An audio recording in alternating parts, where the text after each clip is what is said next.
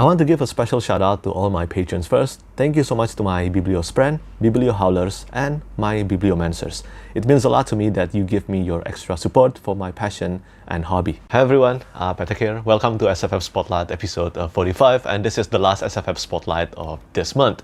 And just like usual, we have about 20 topics to cover, but in today's SFF Spotlight videos, we have some very big names in the fantasy genre, like news from Brandon Sanderson, George Martin, and Patrick Rothfuss. Not all of them are great news though. You can probably predict which news are not great news. Probably. But if this is the first time you're watching SFF Spotlight videos, if somehow you stumbled upon this channel through this video, then this is where I would talk about, well, new cover reveals, new book news, new TV show and movie adaptations sometimes, and also new special edition and new noteworthy release in the adult science fiction and fantasy market.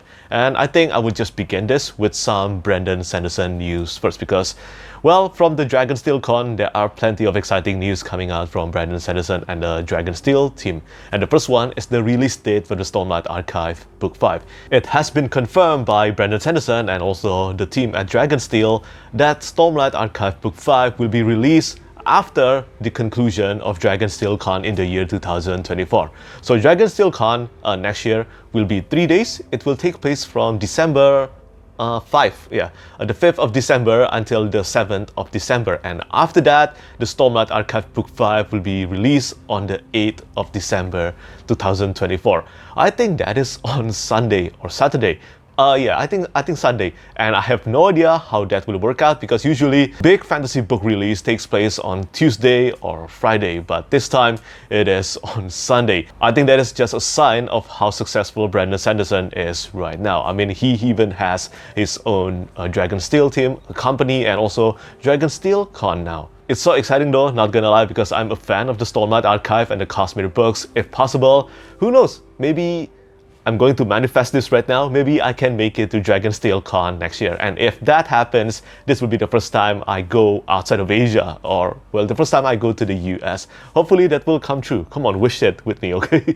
But after that, Brandon Sanderson also mentioned that after he's done with the Stormlight Archive Book 5, he will proceed to write Mistborn Era 3, finishing all 3 books first before releasing the first book. Basically just like the way he did Mistborn Trilogy, the first Mistborn Trilogy, unlike Mistborn Era 2, where we have to wait 6 years before the release of the last metal after the bands of mourning. But this will not happen in Mistborn Era 3. And in the middle of writing Mistborn Era 3, he also mentioned that he will be finally writing the sequel to Elantris, Book 2 and Book 3. But Warbreaker will be on the back burner. And, well, this is what he said. He also mentioned he might finally update and write the prose version of White Sand.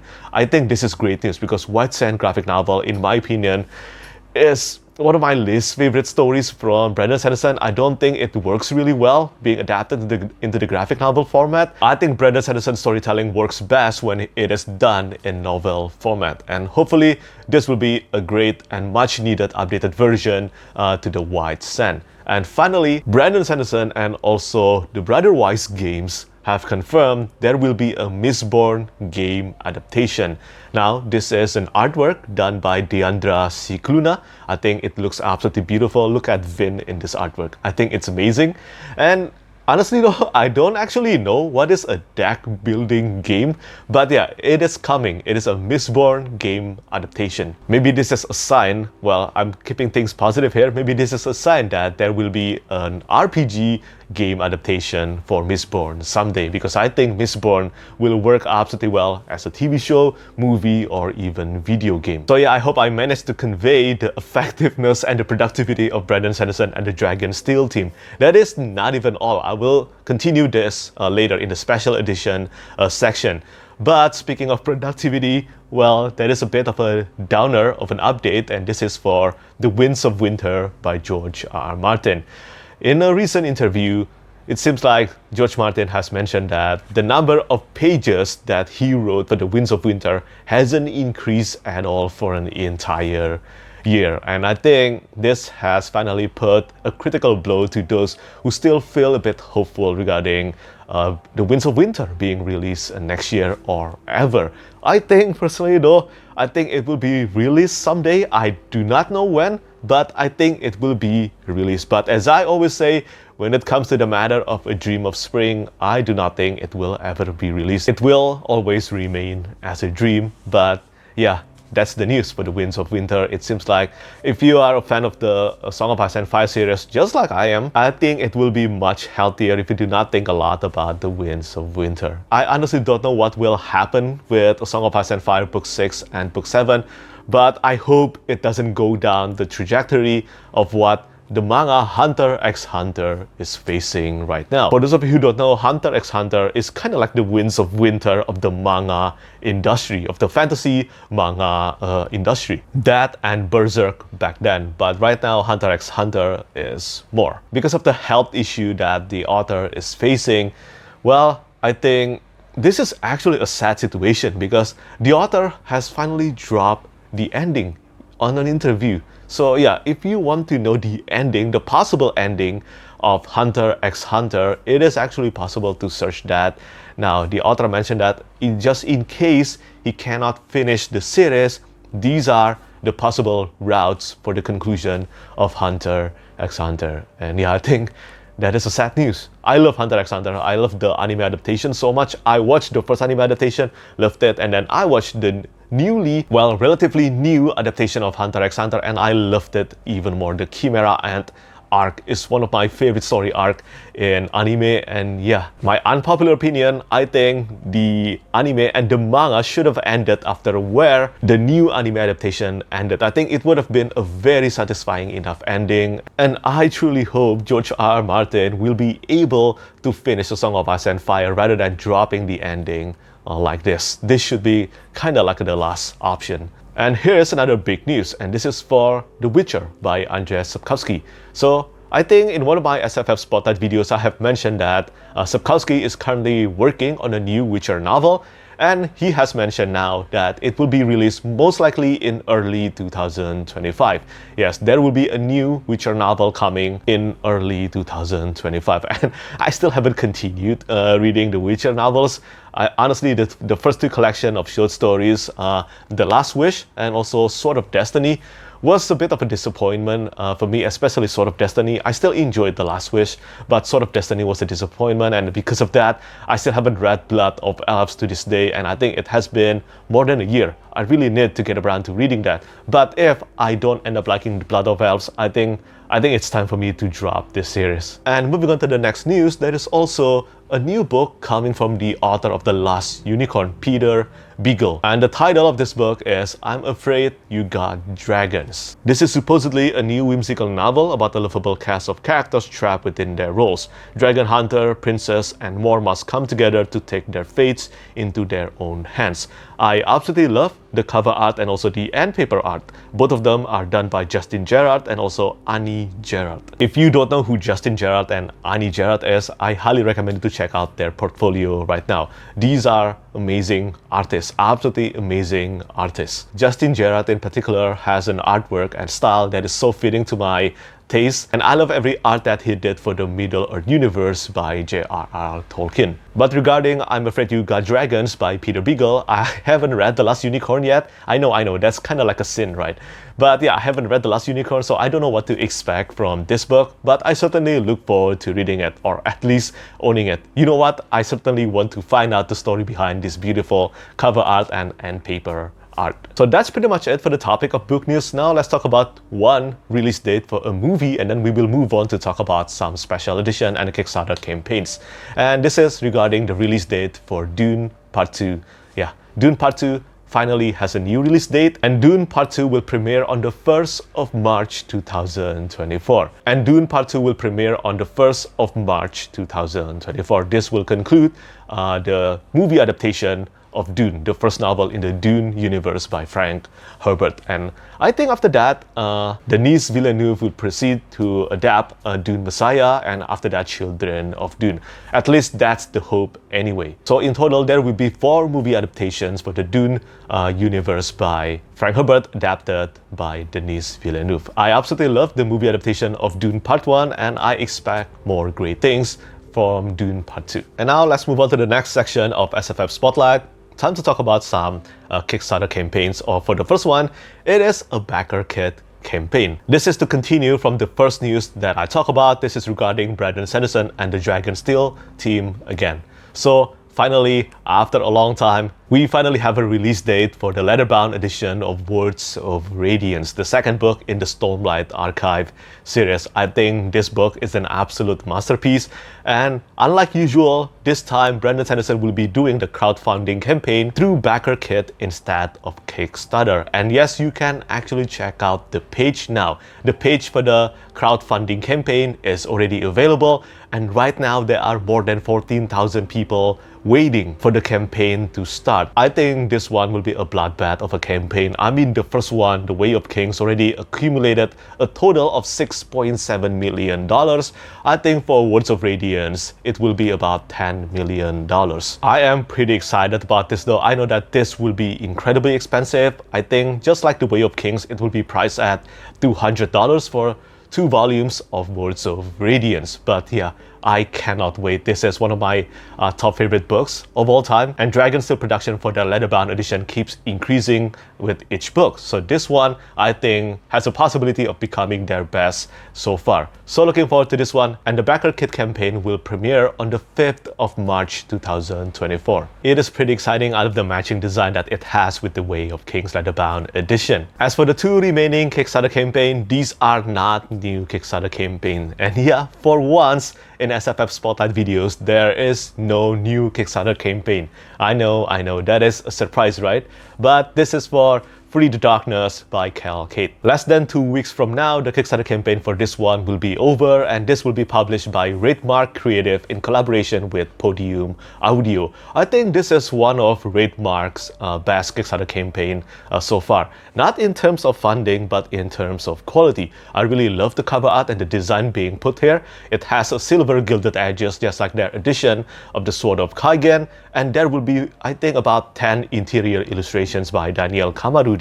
And yeah, the cover art is done by Felix Ortiz and also designed by Sean King. Just take a look at this. I think it has the potential to become one amazing special edition. And for the final Kickstarter campaign, I know some of you are probably bored of me talking about this book now, but this is the ultimate edition of the Gunmetal Gods by Zamil Akhtar. I cannot help it, okay? This is truly shaping up to be the best Kickstarter campaign for an indie book this year. The amount of work and effort that Zamil Akhtar and all the artists put into this edition is insane. And for the same price of $65, that is similar to a lot of the other special edition that is published through Kickstarter campaign. Every time I see a new art, chapter header, and a new design being put into the Gunmetal Gods, I cannot help but want to feature it on SFF Spotlight. And just take a look at this new artwork by Omer Onal. This is one of the best artworks that I have ever seen. It is epic, and I immediately wanted to know what's going on behind the story of this gorgeous artwork. And yeah, I have made it very clear that Gunmetal Gods will be one of my priority series to read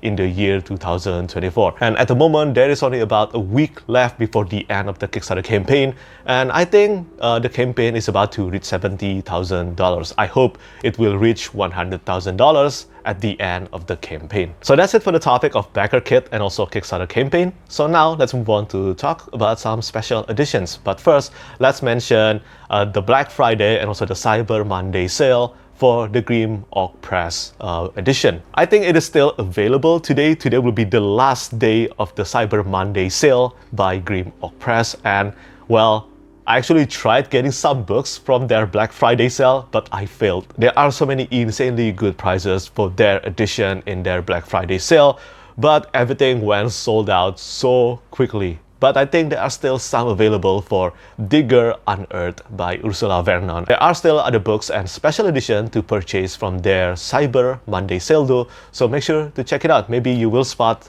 some books that are more suitable to your liking with some good prices. And although most of these special edition are marked as damaged, but rest assured that they are still pretty damn good condition. They just didn't meet Grimlock Press very high standard for an immaculate special edition. Immaculate and spotless quality. And speaking of Grimlock Press, when I got the email that the Black Friday sale has launched, well, in that email, it is mentioned that a big announcement is coming, and that is this artwork. This is an artwork of Kavod by Mark Simonetti. So I think it is safe to assume that the Grimlock Press edition of the Kingkiller Chronicle is coming. I think this is actually the first time the Kingkiller Chronicle is getting a premium edition. I know there are plenty of grievance regarding the Kingkiller Chronicle by Patrick Rothfuss right now, especially after the one chapter charity scam thing, and I am salty about that too. But not gonna lie, I still love the books and I look forward to seeing how this will turn out. Mark Simonetti is one of my favorite artists after all. And right now there is actually an illustrated edition of The Name of the Wind. I think it is in German and in French, with the artworks, with the interior illustrations, all of them done by Mark Simonetti. So I don't know whether the Grimlock Press edition will just feature all of these artworks again in their edition or maybe add something new. We will find out in December, in the first week of December, where Sean Spickman from the Grimlock Press will be revealing all the details. For the remaining special edition, this will be all from the Broken Binding. So The Fall by Ryan Cahill, the Broken Binding Press edition.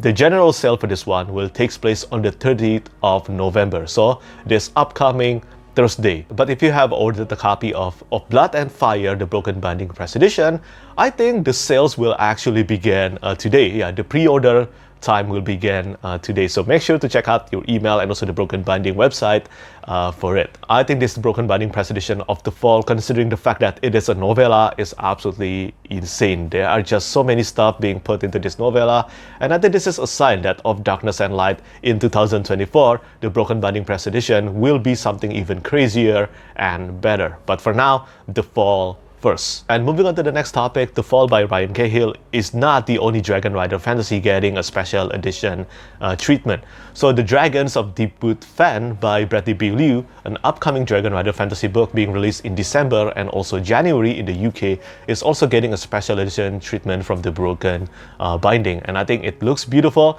I just got a physical arc of The Dragons of Deepwood Fen. Hopefully I can read that before the release date. But I have no idea whether that's achievable or not, because I did not include that in my December TBR, and it all depends on my reading mood.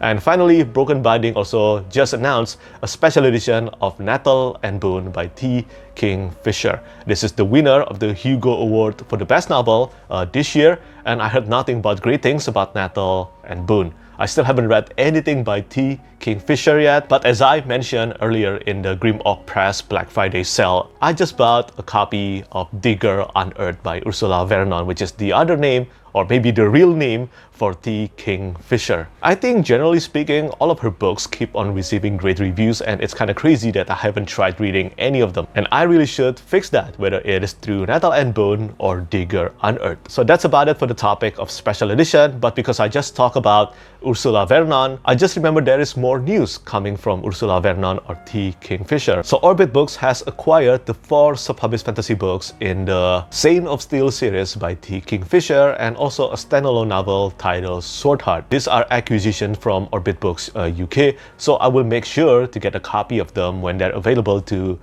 request as a review copy. So yeah, with Digger Unearthed and the Nettle and Bone and also this news, I think it won't be long before I finally read a book by T. Kingfisher or Ursula Vernon. And let's move on to the next section of SFF Spotlight. Time to talk about some cover reveals, and then we will talk about one noteworthy release. The first one will be for the UK cover reveal for The Warm Hand of Ghosts by Katherine Arden. This will be a new, I think, historical fantasy book by Katherine Arden. Both the US and the UK cover art have been revealed, and do let me know which one do you actually prefer, because I think I actually prefer the US edition this time. Don't get me wrong, the UK edition looks pretty, but it looks very similar to a lot of others UK edition cover art. Looks too similar. But I have read the Winter Night trilogy by Katherine Arden, and I will keep my eye out for this one. And after that, we have a new cover reveal and also book news from two authors, Anna Smith-Spark and also Michael R. Fletcher. So rest assured that this will be a grimdark fantasy, I think, novella. But yeah, this is for In the Shadows of Their Dying, with the cover art done by Carlos Diaz and also designed by Sean King. Michael Fletcher is one of my favorite grimdark fantasy authors. I haven't finished reading anything by Anna Smith-Spark. I don't actually know what to expect here, but I love the cover art, the design, and hopefully this will be as good as, let's say, Beyond Redemption and also Blackstone Heart by Michael Fletcher. And moving on to the next one, we have the cover reveal for The Legacy of the Watcher by David Dalglish. This will conclude the 9-book series in the Half-Orc series by David Dalglish, and the cover art is done by Bex. And I haven't read anything in the Half-Orc series. The only books I have read from David Dalglish, I have enjoyed them all. They are the Keeper's Trilogy and also the first book in the Vegan Gods Trilogy, The Bladed Fate. I enjoyed reading all of them, and I think there is a good chance eventually I will dive into the Half-Orc or the Shadow Dance series by David Dalglish as well, but I don't think that is happening anytime soon. My focus right now for David Dalglish book is for the Vegan Gods Trilogy and also his upcoming new book, The Radiant King. And moving on to the next one, we have a new cover reveal for the 3rd book in the Ranger of the Titan Wild series by J.D.L. Russell. This cover art is done by Felix Ortiz and again with the design by Sean King. The title of this book is The Hidden Guardian. This is a Horizon Zero Dawn and also The Last of Us inspired fantasy series. I haven't read anything by J.D.L. Russell yet, but the Kickstarter campaign for this one is also available now. Just like the first 2 books, this 3rd book, The Hidden Guardian, will be funded and published through a Kickstarter campaign, and you can check out the Kickstarter campaign page now. And finally, for the last cover reveal to spotlight today, this will be for Whispers of a Warbreaker by Tori Ratliff, the first book in the Elmerian Chronicles. This is another Dragon Rider epic fantasy series, and there is a bit of a fiasco going on regarding this cover art. So this pretty much, Tori Ratliff pretty much faced the same situation as A War to End All by Michael Fletcher this year. So A War to End All was originally it has a different cover art, but the author has made it very clear that they do not want an AI cover art. But unfortunately, that ended up being what they got, and the artist just ran away. So Tori Ratliff, the author behind the Elmerian Chronicles, decided to upgrade his cover art to something better and superior, and this is what he got at first anyway. As far as artwork goes, not gonna lie, this doesn't look too bad, but I knew immediately that this was an AI art, but I thought it was intentional. But apparently Tori Ratliff has mentioned that he didn't know about this. He never wanted any AI art touching his cover art or his books. And this is again another case where the artist actually lied to the author, and I think that is a shame. Fortunately, another author and artist, Sherry Campbell, decided to offer her service to Tori Ratliff and do a better cover art. This time, no AI art for the Elmerian Chronicles. I really like the author's stance on this, and I think as a fan of Dragon Rider Epic Fantasy, I will have to put this on my TBR pile. So that's it for the topic of cover reveals, and now we move on to the last topic and the last section of SFF Spotlight. It is time to talk about noteworthy release, and I only have one title to spotlight today. And this is for The Bloodstones, the first book in the Legends of the Bruhai by Tori Tecken.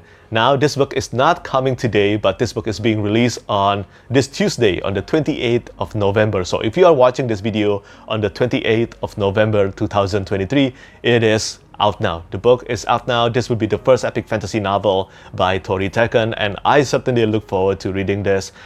Probably not this year, unfortunately. I really want to get around to this one, but my schedule is really packed, so this will go to next year instead. But I am really proud of Tori. Tori is also a friend of mine on BookTube channel. I have been on her BookTube channel plenty of times, and I highly recommend you to check out her channel. And of course, do read her book as well. The cover art is done by Sarah from Sparrow Springs, and I think it looks beautiful. I had the pleasure to actually do the cover reveal for this one. I look forward to reading this as soon as I can. So yeah, that's it. That's a wrap on SFF Spotlight episode 45, and before the end of the year, I do plan to release most likely 2 more SFF Spotlight videos. 2 or at most 3 more, but I think it would be 2 more before the end of the year. As always, I just want to say thank you so much to all of you who keep on tuning to SFF Spotlight, and I will do my best to make sure the remaining 2 episodes of SFF Spotlight in the year 2023 will be great as well, assuming there are many news to spotlight anyway, but usually there are still a lot of news to spotlight in the adult science fiction and fantasy genre. So yeah, as always, do let me know what you think about the news that I spotlighted today in the comment section down below. And yeah, thank you so much for watching, and thank you for your support. Bye bye. Lastly, I want to say thank you so much once again to all my patrons who keep on supporting me.